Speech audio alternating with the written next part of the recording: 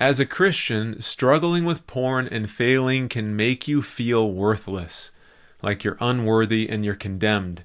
But there's a specific detail in how Jesus handled temptation that most men just read right past, and it's the thing that makes the biggest difference when you're trying to quit porn. After I found this detail, I built a porn addiction recovery plan around it, and it works so well. And in this video, I want to walk you through exactly what this plan is and how you can use it for yourself. Here's what most men are told when they're trying to overcome this. Flee temptation, resist, white knuckle through it, but that's not actually what Jesus did when he was tempted in the wilderness.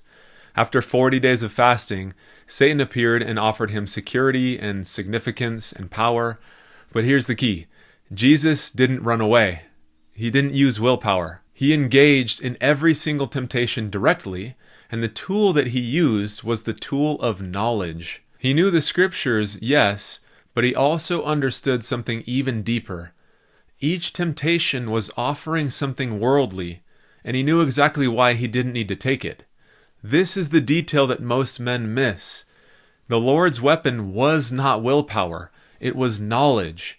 And that's probably what's been missing in the advice that you've been given as well. Let me explain what I mean, and I want to make this really practical and applicable to porn addiction recovery. Most men who are struggling with porn, it's because it's a coping mechanism. Every time an urge shows up, it's because there's some feeling underneath the surface that feels bad, some root cause that's not being resolved, and the urge is trying to get you to distract yourself from it. It's pointing to something inside of you that just hasn't been dealt with yet. Men who struggle with this are doing so because something hurts and they haven't learned another way to deal with it. Whether it's a rough conversation with your wife that never gets resolved, a moment at work where you feel like you're not enough, Sunday where you sat in church and you smiled through the lesson, but you drove home feeling this like guilt and shame and a sense of being alone. That weight doesn't just disappear on its own. Unresolved pain turns into an urge. When things get heavy enough, your brain starts to look for relief and it reaches for the thing that it knows. Using willpower in those moments just pushes away the urge and it makes you look past the root. That's what keeps you stuck in the cycle. So let's apply the same tool that Jesus used.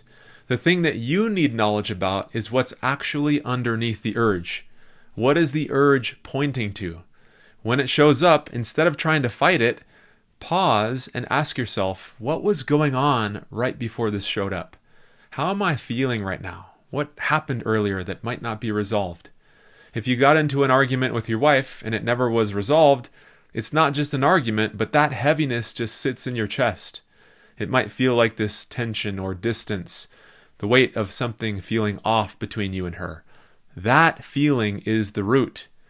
And then the urge might show up later as your brain is trying to escape that because it's so uncomfortable. In fact, one of the men that I worked with described it exactly like this. He'd come home, get into a fight with his wife, feel like, man, nothing that I do is ever enough. And when she would go to bed, he'd just lie there, staring at the ceiling, feeling the heaviness of inadequacy and disconnection, just the sense of, no matter what I do, it's not enough. That is when he would slip. He originally thought that the problem was nighttime and his phone. Even though, yes, that's when it would happen, his actual problem was that he had no way to process what he was carrying. Just knowing that changed everything for him. So men who are struggling with this, it's not a you being a failure problem, it's a skill gap. And skills can be learned. The second skill that you need to have knowledge of is learning how to meet your needs in the healthiest way possible. This is what Jesus did. Once you know what the urge is pointing to, the question then changes. It's no longer, how do I resist the urge? It's what do I actually need right now and how do I go and get it? If the pain underneath is disconnection, then the real step that'll resolve this is to find your way back to connection and learn how to repair. That might mean you going back to your wife and saying, hey, I shut down after our last fight.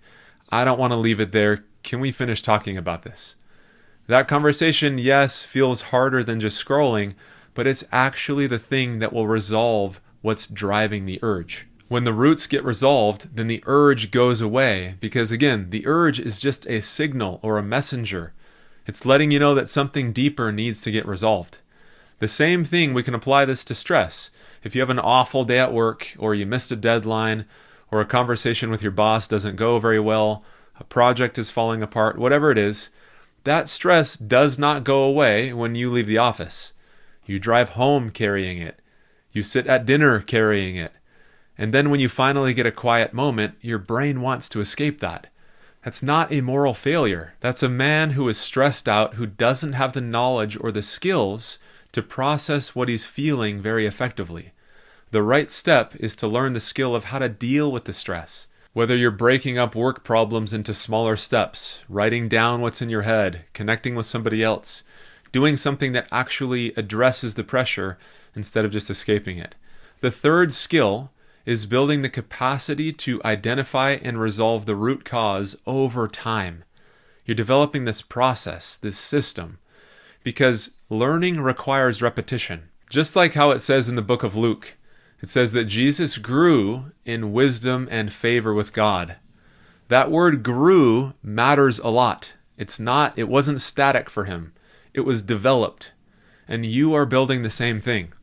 Every time you pause instead of reacting, every time you ask what is underneath the urge instead of trying to overpower it, every time you take one specific step towards resolving what's actually hurting, that's how you're gaining knowledge and developing yourself. This is what quitting porn as a Christian actually looks like.